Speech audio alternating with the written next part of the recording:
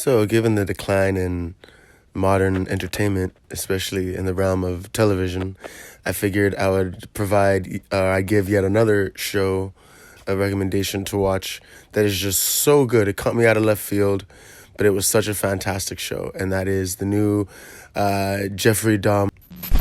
It is not the Jeffrey Dahmer show, simply because I was a fan of what was it, Zac Efron's shockingly evil, extremely cruel and vile, or whatever movie. So I just didn't really care that they were doing another one on Jeffrey Dahmer, because we already have all these documentaries on these fools. There's no reason to watch and make all these movies just because and make these guys like play these characters and like fucking go crazy mad while trying to play a serial killer. But an original serial killer, that's something I guess to look at, right? So on FX and Hulu's new original series, The Patient, holy shit, that is a good serial killer show, because man, so it stars Domhnall Gleeson and Steve Carell. And Domhnall Gleeson, I don't know who this guy was, and I realized he was General Hux from the Star Wars sequels. So he's a pretty, unmemorable character. He's practically Vader's bitch, but, so not that many people really looked up to that character or looked back at that character. So I don't really know anything else he's been in. So seeing him in The Patient, holy shit, I want to see him in more things, like he was a fantastic character actor, for sure. Like him portraying a serial killer the way he did was just it was something else. That's why I say I guarantee y'all should watch this movie if you're into serial killers and into that kind of thing and into those type of movies and stories.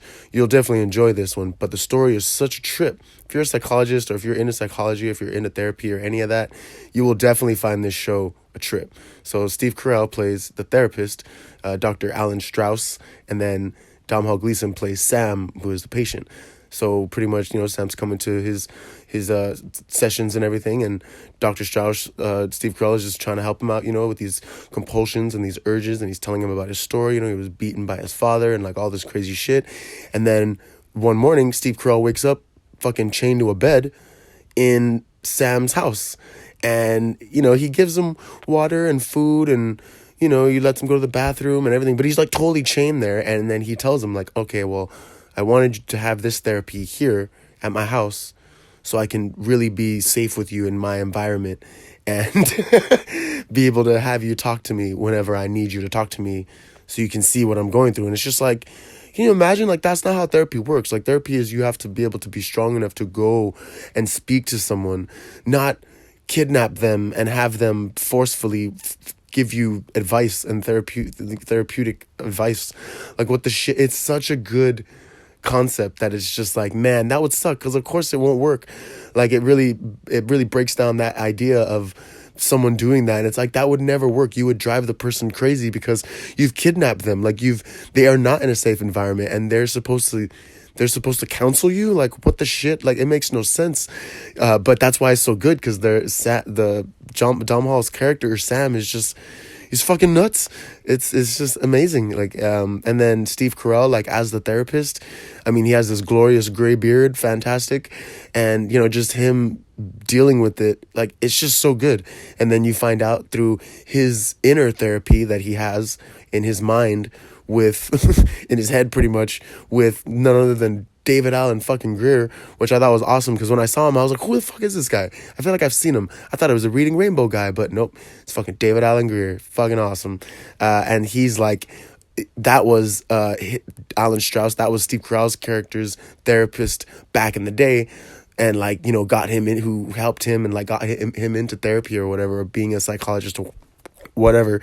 And so he's giving him therapy in his head, and it's just awesome. Like, so you find out about like Steve Carell's, his character's life and what he went through and what led him, not what led him to be where he's at, but led his life to end up where he's at, and like how he just like, he feels so much grief, or not grief, but like regret for the things he's done with his family and his child and stuff. And like, but yeah, it's a fantastic show. Like, guaranteed you should watch it. Sam, the patient's mom, is involved, and his like ex-wife, like his boss, like all this shit goes down.